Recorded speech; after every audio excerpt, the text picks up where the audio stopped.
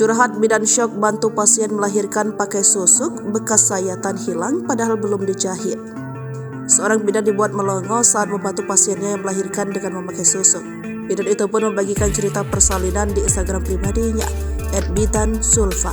Menariknya, kisah yang dibagikan ini sudah terjadi pada tahun 2009 silam, di mana seorang ibu kala itu melakukan persalinan normal di salah satu rumah sakit besar yang ada di kawasan Jakarta Pusat.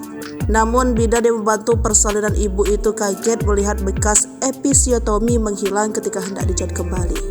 Sebagai informasi, episiotomi merupakan prosedur yang umum dilakukan saat persalinan normal, di mana prosedur ini dilakukan untuk membesar jalan lahir agar bayi tersebut lebih mudah dilahirkan. Zulfa juga mengaku jika bekas episien tersebut memang tidak ada, padahal episiotomi sendiri membuat sayatan di perineum, yakni antara area vagina dan anus. Melihat keduanya kebingungan, pasien tersebut akhirnya bersuara. Tak lama pasien tersebut langsung menjawab dan memberitahu jika bekas episien memang tak ada lantaran ia menggunakan susuk di areal tersebut. Kendati demikian, ia enggan untuk bertanya lebih lanjut lagi.